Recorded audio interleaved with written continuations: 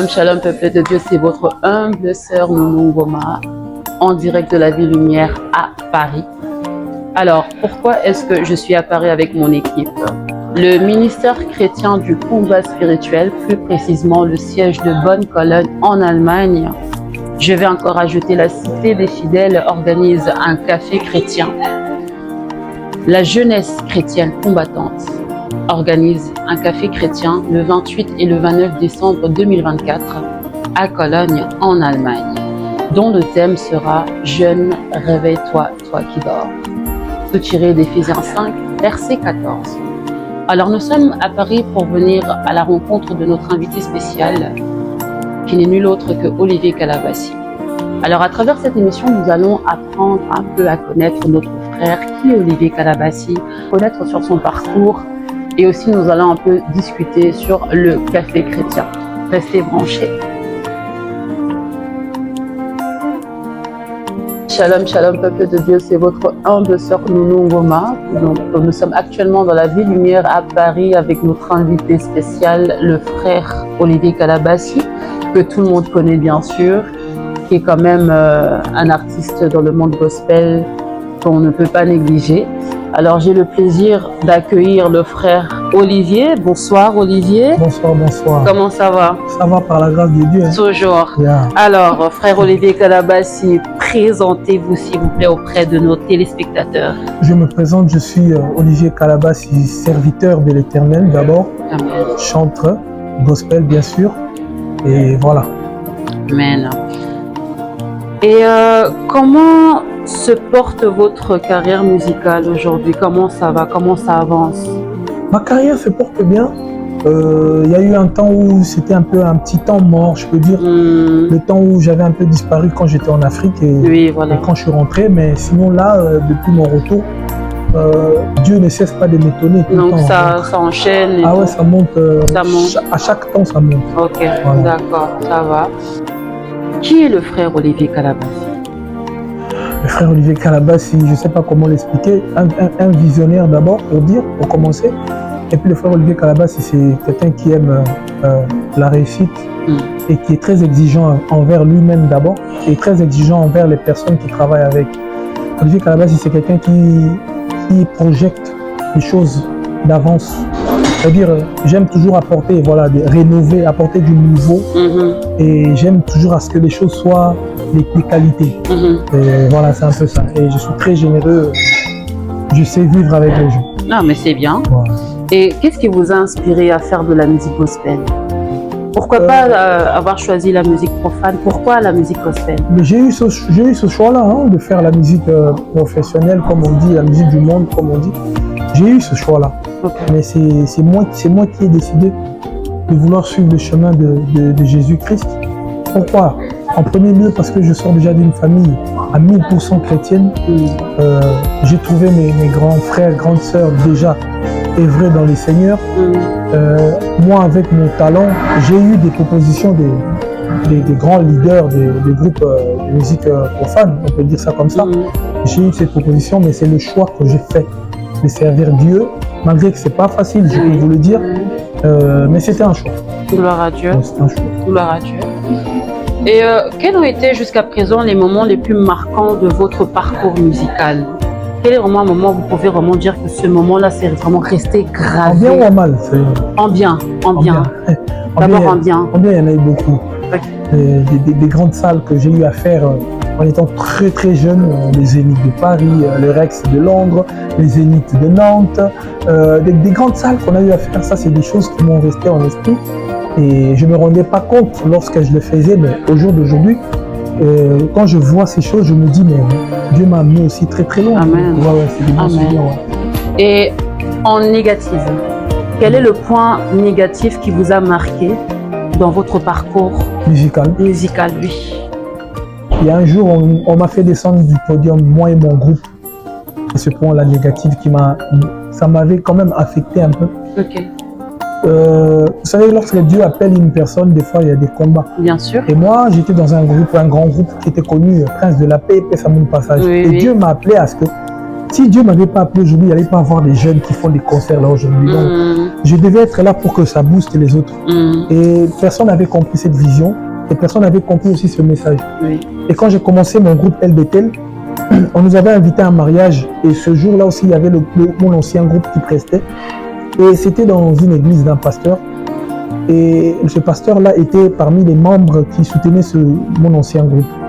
Et lorsqu'ils m'ont vu rentrer à la salle, tous les jeunes étaient contents parce que j'ai apporté un peu du nouveau. J'ai envoyé mes musiciens monter sur scène pour qu'ils commencent à se préparer pour que moi je monte. Les musiciens montent, dès que moi je mets un pas sur le podium, on me fait comme ça. Kita, toi tu ne vas pas jouer ici. Et devant tout le monde, la fête était refroidie. Pour moi, c'était une humiliation en fait. La fête était refroidie, on est descendu, on est parti. Ça fait très très mal. Bien sûr. Je suis rentré, je me suis posé beaucoup de questions. C'est la tâche qui m'a beaucoup affecté. Ça m'a beaucoup touché. Ça fait partie des mauvais souvenirs de mon ministère. Bien sûr, voilà. Oui. En tout cas, gloire à Dieu seulement parce que malgré ça, vous êtes quand même resté focus. Là, parce que je savais en qui j'avais cru et je savais qui m'avait appelé. Ce n'était pas un homme, donc l'homme peut me faire des grimaces. Mais si je sais que c'est Dieu qui m'appelait, il va se débrouiller pour que la situation s'arrange. Le jour d'aujourd'hui, je suis là, quoi. Amen. Voilà. Alors, comme vous le savez, le 28 et le 29 décembre, nous organisons le Café chrétien à Cologne, en Allemagne. Le ministère chrétien du combat spirituel, plus précisément la JCC. Et nous savons qu'il y a quand même un lien entre Olivier Calabas et la JCC. Ça n'a pas commencé aujourd'hui. Ça date pas d'aujourd'hui. Oui, dernièrement même, nous avons publié, toute la JCC, nous avons publié le générique. Le générique que vous avez chanté avec Angèle Niesi, vous avez dansé avec la JCC Paris. Ça remonte ça quand même. Hein. Oui, ça remonte. Hein. Alors, par rapport à notre café chrétien, le thème c'est « Jeune, réveille-toi, toi qui dors ». Que pensez-vous de ce thème et de quel réveil pensez-vous la Bible parle en fait? Bon, le réveil que la Bible parle, c'est vraiment que nous sommes déjà au dernier temps où la Bible avait dit au temps de la fin, j'envoyerai mon esprit sur toute chair. Vos fils et vos filles prophétiseront. Et lorsqu'on parle du réveil, c'est vraiment, il faut que les jeunes se rendent compte que nous sommes à la fin. Et tout ce que nous voyons au jour d'aujourd'hui, c'est des choses qui ne sont plus normales. On ne peut pas se considérer comme on était auparavant. Au jour d'aujourd'hui, il faut être prudent. Il faut avoir le discernement. Le discernement, c'est tout nous a été permis, mais tout n'est pas utile. C'est-à-dire qu'il y a des choses que nous ne pouvons pas faire. Il y a certains agissements ou comportements que les autres peuvent avoir, que nous, qui savons que nous avons la promesse biblique et nous allons prophétiser. Donc, nous ne devons pas le faire. Et c'est pour cela que je dis qu'au jour d'aujourd'hui, les jeunes doivent être triplement prudents et vigilants en même temps. Parce que Dieu se sert de nous aujourd'hui. Dieu se sert plus de la jeunesse que nos parents. Je ne sais pas si vous vous rendez compte. Maintenant, le problème qui est là, c'est que les jeunes doivent le comprendre et doivent être encadrés. Tu sais, on peut te dire que tu seras roi. Mais si tu ne te comportes pas comme un roi, ça va être très difficile pour que tu deviennes roi. Pour être roi ou prince, il y a un comportement à avoir. Pour être fils ou fille de la promesse, il y a un comportement à avoir pour que la promesse se concrétise. C'est pour ça que je dis que dans ça, il faudrait que les jeunes comprennent que c'est le temps de la fin. Amen. Et en parlant de la jeunesse, quel est le message que vous voulez transmettre à travers votre musique, plus spécifiquement à la jeunesse? À la jeunesse, déjà, j'ai les décomplexes de l'autre côté, pour qu'ils ne se disent pas que mais comment nous, on ne peut pas adorer, louer, danser, célébrer les rumbas, tout ça. On a droit à ça, mais dans les Seigneurs. Parce que la Bible nous recommande de nous réjouir toujours. Il y a un toujours dans les Seigneurs. C'est-à-dire, pour moi, je suis une personne qui essaie de faire voir aux autres jeunes que tu peux être jeune, tu peux bien t'habiller, tu peux être stylé, mais il faut que tu associes tout ce que tu fais avec Dieu. C'est très important. Et il ne faut pas que les gens pensent que lorsqu'ils viennent dans les Seigneurs, ils viennent pour aller à la retraite. Au contraire, c'est dans les Seigneurs qu'ils doivent faire des grandes choses. Et tout le monde ne peut pas seulement être artiste et musicien, pasteur. Il peut avoir des modérateurs, comment je veux dire ça, des partenaires qui peuvent soutenir les ministères des autres. Donc, C'est-à-dire il y a de l'espace pour tout le monde. Oui. Voilà pourquoi moi, quand je fais la musique, j'essaye de conscientiser les jeunes pour leur faire savoir que ils ne sont pas obligés d'aller dans le monde pour avoir une autorité. Dieu donne la notoriété naturelle. Oui. C'est-à-dire il te donne le pouvoir de marcher sur le scorpion et le serpent. Et en cela, il rajoute que rien ne peut te nuire. Donc pour moi, il vaut mieux pour moi d'être du côté du Seigneur. Ça répondra aussi à la prochaine question qui... Parce qu'aujourd'hui, les gens, ils ont tendance en fait à stigmatiser la musique chrétienne et la musique profane. Beaucoup disent que la musique chrétienne doit avoir un certain style et la musique profane aussi doit avoir un certain style. Pour vous, personnellement, même si vous avez, je peux dire, quand même un peu répondu à la question, mais est-ce que vraiment, pour vous, la musique chrétienne doit avoir vraiment un certain style particulier? Non. Personnellement, non, parce que la musique chrétienne, pour moi, il faut que les gens fassent la différence. Les instrus et les paroles. Parce qu'il y a les instrus, il y a les paroles. Et nous, on prend juste les paroles. Je peux aller dans le cantique des cantiques, je prends une chanson des cantiques, je fais une mélodie et ça devient une musique. Oui. Ça n'a rien à voir ou païen ou chrétien ou un style forcément spirituel, non. Ça, c'est par contre, c'est des gens qui viennent pour essayer un peu de démoraliser, d'endormir un peu les enfants de Dieu. Il ne faut pas qu'on soit hypocrite jusqu'à ce niveau. On doit faire les choses telles qu'elles sont. Je m'habille. C'est pas moi qui ai créé ces habits. Ça vient ni du ciel, ça vient ni dans une église. C'est quelqu'un qui l'a créé. Et moi, je le mets. Mais quand je le mets, cet habit doit refléter l'image d'un enfant de Dieu. Tout ce que nous devons faire doit glorifier le Seigneur. Oui. Je suis congolais. Chez moi, on fait du seben, c'est-à-dire du louange et du rumba. Alors si je le fais pour le Seigneur, si toute langue confesse que Jésus-Christ est Seigneur, et pourquoi pas tout rythme? Amen. Donc ça n'a pas de sens. Amen. Donc c'est ça. Amen. Dans votre répertoire musical, avez-vous une chanson, vraiment une chanson préférée? Ah ouais. Vraiment une, pas deux, mais une chanson vraiment, vous vous dites que non, vraiment cette chanson-là, ou même vous vous dites que vraiment j'ai chanté, hein? Il y en a, hein? Il y en a. Ouais, et j'ai l'impression que c'est à chaque fois, je me fais toujours berner, je me fais avoir par mes compositions moi-même. Je suis victime de mes compositions. Ah bon? Oui, parce que là, il n'y a pas très longtemps, j'étais tellement attaché à Délice. Et pourtant, il y a d'autres chansons qui sont avant Délice qui sont aussi bien. Mais si je te dis qu'au jour d'aujourd'hui, là, maintenant, je suis plus attaché à Délice, tu vas pas me croire. Mais il y a des chansons que j'ai fait. Exemple, la dernière fois, j'ai croisé un chanteur, pour ne pas citer le nom. Il me dit, Olivier, est-ce que tu te rends compte de la chanson que tu as composée? Yozali, nyosonazana yango, ngana kolike panayo, onayebi. Il me dit, cette chanson, je ne sais pas où est-ce que tu avais dormi. Mais moi, ça fait partie seulement des chansons que j'aime. Donc, je ne peux pas... C'est difficile de choisir. Il n'y a pas une chanson vraiment, vous pouvez dire que c'est vraiment cette chanson-là. Mais il y en a beaucoup. Il y en a beaucoup. Il peut en avoir au moins même une vingtaine, une trentaine. Même. Ah ouais, quand même. Mais oui. Quand même. Quand je les chante, moi-même, je ne sais pas. Je ressens quelque chose. Moi, perso, c'est... Ah, tu vois? Donc, tu vois, chacun a son choix. Il y en a beaucoup, il y en a qui peuvent dire aussi tu vois, donc les gens ils peuvent choisir, il y a beaucoup de choix. Oui. Ouais. D'accord. Alors, comment vous définissez artiste et chanteur gospel chrétien?